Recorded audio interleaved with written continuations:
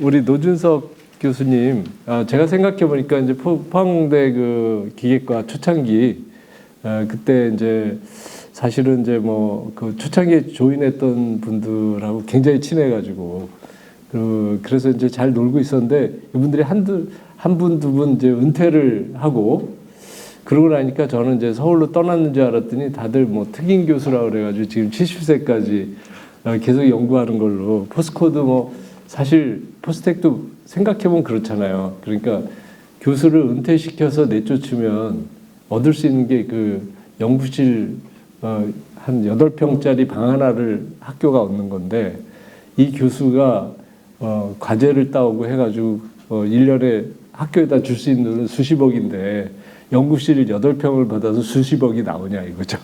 그래서 아마 계산을 바보가 아니더라도 하면은 나오는 답인데 그래서 이제 점점 그런 분들이 생겼고 그런데 그 사이에 저는 노준석 교수님 오신지도 모르고 포스텍 기계과하고 좀 발을 끊고 지냈어요. 어떻게 하다 보니까 그분들하고 이제 하고 이제 후배 교수들 한참 후배니까 뭐 제가 이제 같이 뭐 얘기할 것도 없을 것 같고 그런데 오늘 영남 리더스 포럼 덕분에 이런 좋은 후배 교수를 이렇게 만나게 돼서 되게 저로서는 기쁩니다. 강연 너무 감사했고요. 오늘 토크 콘서트에 보면은 오늘 이제 오신 분들이 되게 이 지역에서는 굉장히 그 인텔렉추얼하시고 그다음에 의식이 있고 그다음에 이 지역 발전에 대해서 굉장한 그 사명감과 이런 거를 갖고 계신 분들입니다. 그래서 저는 이제 오늘 이제 발표해 주신 내용도 조금 논의하겠지만 일단은 인간 노준석에 대해서 조금 우리가 같이 좀 얘기를 해보면 어떨까. 그래서 어떻게 보면 이제 11년 동안 포항에서 포항공대라는 그래도 한동대에 비하면 굉장히 좋은 연구 환경이죠. 학생도 서포트되고 이런 환경에서 이렇게 그 젊은 리더로서 100명의 이렇게 과학자가 들어간 것도 되게 신비한 일이고 그런 이제 빛나는 그런 우리 교수님이신데 우리 교수님은 어떤 사람이에요? 훅 들어가는 질문. 네, 답하기 되게 그냥 저는 그러니까 제가 하고 싶은 거를 이제 하려고 하는데요. 그러니까 그 하고 싶은 게 뭐 그러니까 사실 제가 어제 이제 저희 학부생들한테 이제 뭐 조언해주는 그런 자리가 있었는데 그러니까 사실 공부를 좋아해서 하는 사람은 없잖아요. 공부를 좋아해서 하는 사람은 없다. 근데 그래서 보통 많이 착각하는 게 공부를 잘하면 뭐 수학을 잘하면 수학을 좋아한다고 착각하고 수학자가 돼서 뭐 될 거야 이렇게 이제 보통 생각을 하는데 그냥 잘하는 거로 저희가 돈을 벌으라고 합니다. 보통 저희 포항대생도 비슷하죠. 우리는 잘하는 게 공부밖에 없다.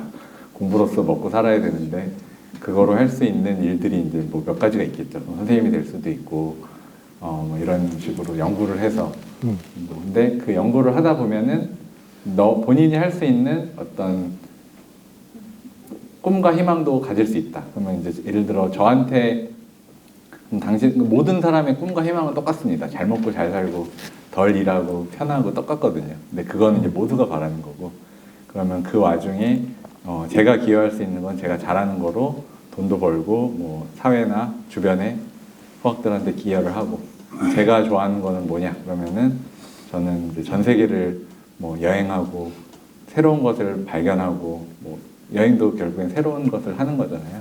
그런 거를 되게 좋아했는데 그래서 뭐 그런 것도 같이 할 수 있는 것 같고 그래서 되게 좋은 이제 잘 행복하게 살고 있고요. 최근에 제가 그냥 농담으로 그 노벨상 수상자님이 저희 학교 오셔서 강연을 했는데 굉장히 인상적인 말씀을 해주셨어요. 그래서 자기가 1년에 300일 정도를 여행을 한다고 하더라고요. 되게 바쁜데 근데 노벨상을 받으니까 되게 좋다 그러더라고요. 저한테. 그래서 왜요? 그랬더니 1년 동안 300일을 여행하는데 다 퍼스트 클래스 1등석으로 해주고 돈도 주고 원하면 가족도 다 초청해 준다는 거예요. 너도 열심히 잘해봐 그러더라고요. 그래서 저 되게 괜찮겠다. 공짜로 연구 열심히 하면은 공짜로 좋은 데도 갈 수 있겠구나 뭐 이런 생각도 들었고요.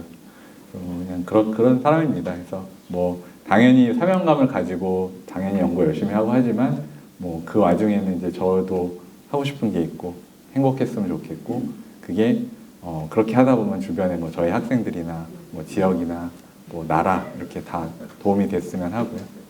그런 그냥 평범한 똑같은 사람입니다. 예. 예, 그런 답을 해주실 거를 기대했습니다. 그런데 이제 지금 이제 뭐 말씀하신 것처럼 저희 전 세계를 좀 안 본 곳을 보고 그 다음에 또 연구에서도 이제 새로운 걸 좀 발견하고 그러니까 이제 어떻게 보면은 그게 어떻게 보면 이제 구석기 시대 인류하고 비슷한 캐릭터잖아요. 그러니까 그 사람들도 막 골짜기를 뒤지고 네. 거기서 뭐 이렇게 이상한 짐승을 잡기도 하고 맛도 보고 뭐 이런 그런 인류가 갖고 있는 어떤 호기심 그리고 그 호기심이 굉장히 커서 정말 전 세계를 좀 누비고 싶은 정도의 그러나 그것은 되게 그 생활이 받쳐주지 않으면 안 되는 거죠. 그래서 이제 그런데 반면에 그럼 이렇게 여행을 많이 다니면서 어떻게 일을 하느냐 이런 실질적인 문제가 생기겠죠. 네.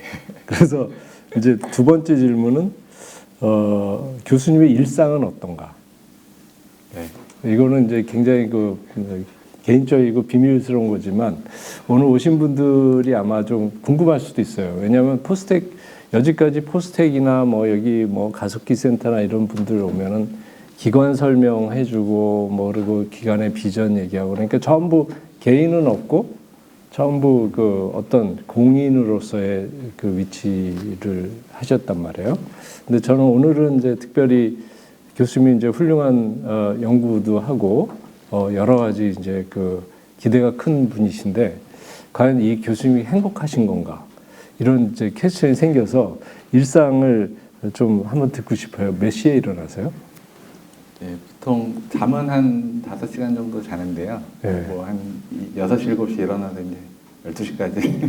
예. 포항에 있을 때는 이제 대부분 그런 생활을 하고요.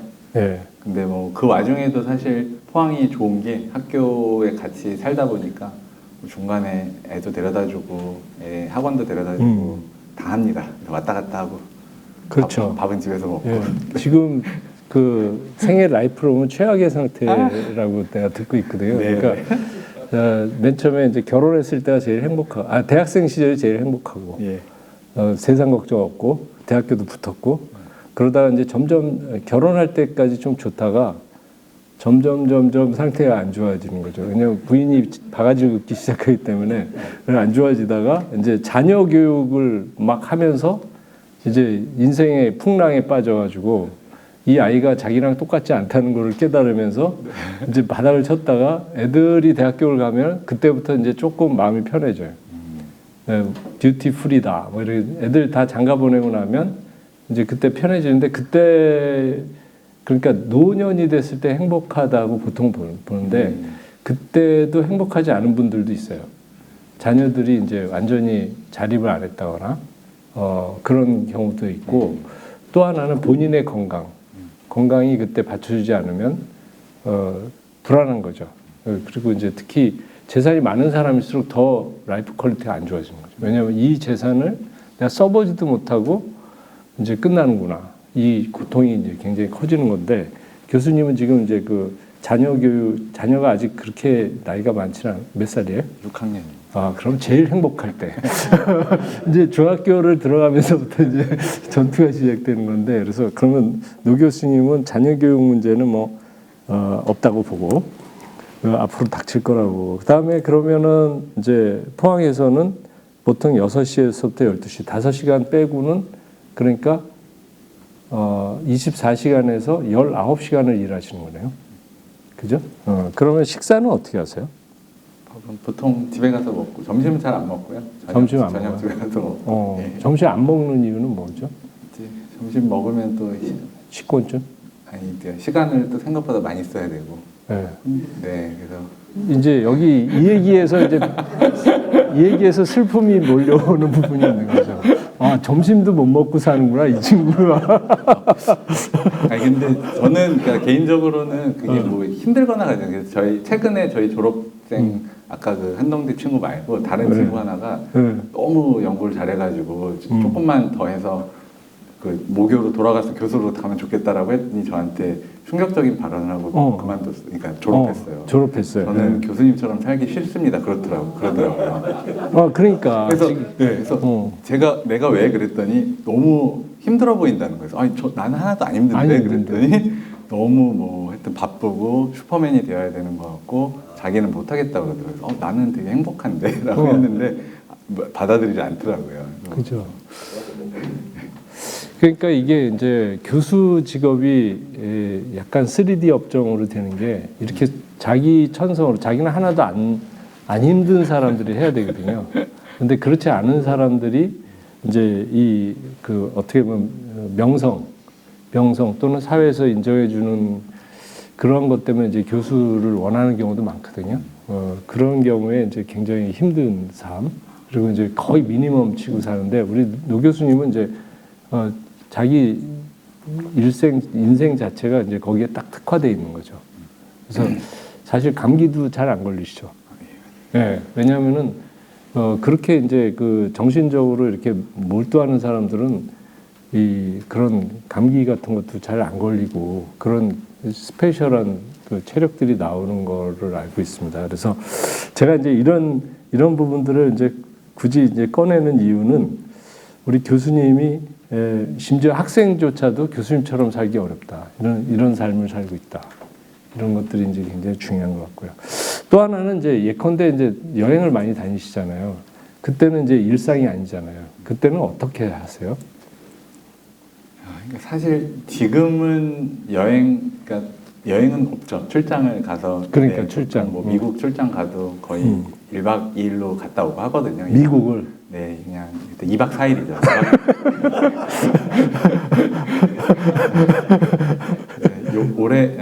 요번 달에도 제가 네덜란드 출장 2박 4일, 런던 출장 2박 4일 이렇게 다녀서 갈 때 승무원들이랑 올 때 승무원들이 같은 사람들. 그래서 보통은 비행기에서 일 제일 많이 하고요. 그래서 뭐 가서 이제 일 또 발표하고 학교도 가고.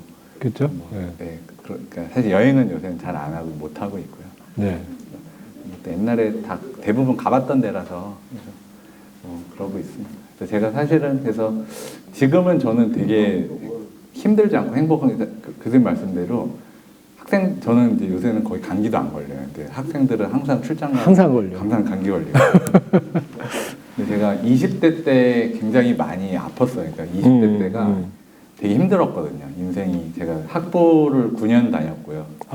네, 그래서 문제가 그러니까 사실 고등학교 때는 다들 공부 잘하고 그냥 우등생의 삶을 살았는데 대학에 가면은 사실 아무도 관심을 가져주지 않더라고요. 그러니까 엄마도 일단은 신경 안 쓰고 서울대 들어갔으니까 그냥 정말 아무 신경 안 쓰더라고요.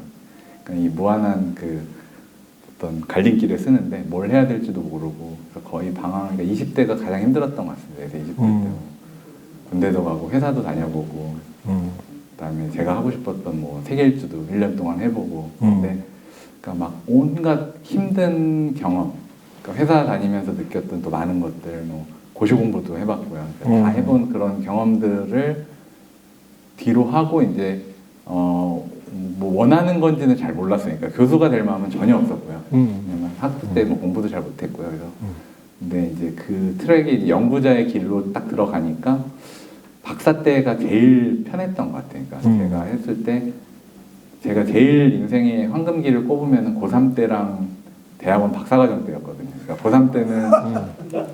고3 때는 힘들지만 공부를 그냥 하면 되니까 인생의 지상 목표가 딱 하나거든요. 수능 잘 봐서 좋은 대학 가면 끝이고 육체적으로 힘들지만 전혀 힘들지 않았거든요. 네. 근데 박사도 마찬가지인 것 같아요. 그러니까 연구 잘해서 좋은 결과 나오면은 교수님이 칭찬해주고 너 원하는 전 세계에 원하는 학회에 있으면 다 보내주셨거든요. 그게 굉장히 저는 되게 잘 맞았던 것 같아요. 그 생활이. 그래서 집중해서 하고 쉴 때는 또 쉬고 뭐 일단 그냥 주어진 것만 잘하면 되니까. 그래서 그 삶을 딱 연구자의 삶을 들어서고 나서는 그냥 정말 말씀드린 거의 뭐 아픈 적도 없고 코로나도 안 걸렸었고요.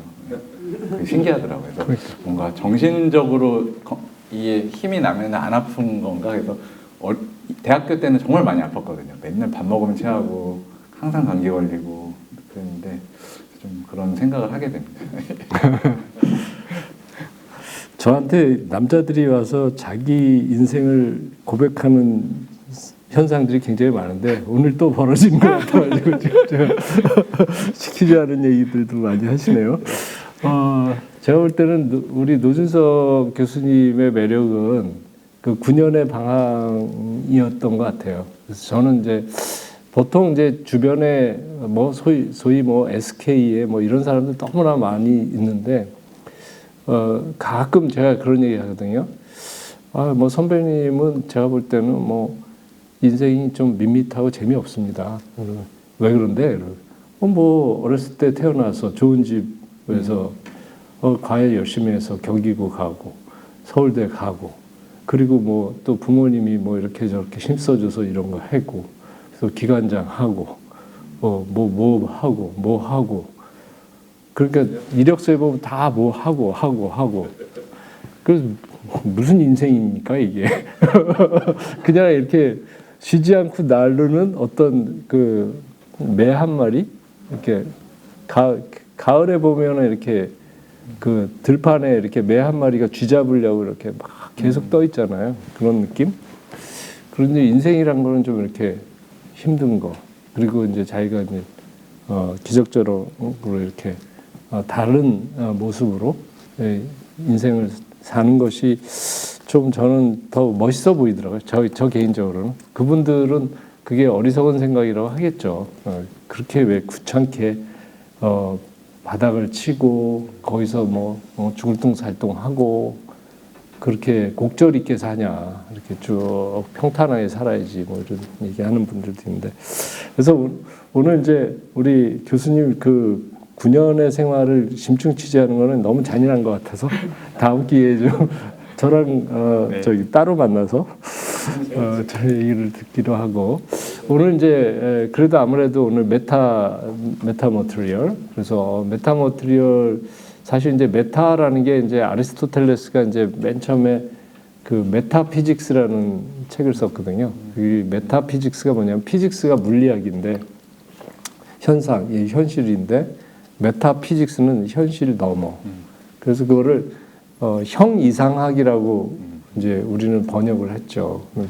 그러면 그 얘기는 뭐냐면 어떤 형태가 있는 것, 그 물질계, 그거를 피직스라고 그러고 메타를 이상, 그거를 넘어선 이렇게 해서 저는 이제 맨 처음에 형이상학 그래서 뭐 형이 좀 이상한 이상한 형을 둔 이상한 형에 대한 책인가 뭐 이렇게 생각을 했었습니다. 근데 아무튼 이 뭔가를 초월하는 거, 물질을 넘는 거 이런 넘는 것은 이제 우리 노준석 교수님이 그 성향하고도 맞는 것 같아요. 그죠? 그걸 넘어서는 거. 그래서 노준석 교수님이 지금 이제 아까 언뜻 얘기했는데 학생들한테 잘하는 것으로 돈을 벌어라 이런 얘기 좀 하셨는데 아까 제가 얼핏 강연을 쭉 들으니까 금세 좀 있으면 큰 부자가 될 것 같은 느낌이 들었어요. 그 부분 좀 설명해 주시죠. 네, 부자가 되면 좋겠습니다. 네. 제가 어떻게 돈을 쓰는지 가르쳐 줄게요. 네. 뭐 좋은 사례들은 많은 것 같으니까 뭐 저는 성향상 그런 뭔가 사업이나 이런 건 못할 것 같고요. 부모님의 굴곡을 보면 사업은 하지 말아야 되겠다 이런 생각이 들고.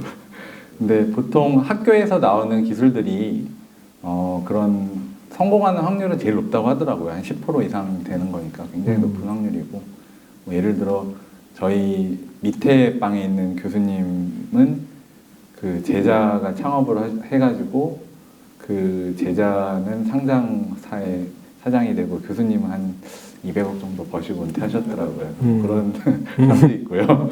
그래서 뭐 그런 우연히 기회가 오는 것 같습니다. 그러니까 제가 또 학생들한테 얘기하는 게 돈을 쫓는 삶을 살지 말라고 하거든요. 그러니까 그게 돈이 그냥 들어오는 경우도 있고 뭐 나가는 경우도 있지만 그거를 인생의 목표로 삼는 순간 인생이 불행해질 것이다 라고 이제 얘기를 해주고 물론 많은 경험은 아니지만 그렇게 조언을 해주고요. 그래서 뭐 아직 모르겠습니다. 제가 부자가 될 수 있을지는 그러나 뭐 기술이 발전하면서 이게 정말 의미 있는 게 되면은 뭐 저한테도 기회가 올 수도 있지 않을까 그런 생각도 합니다.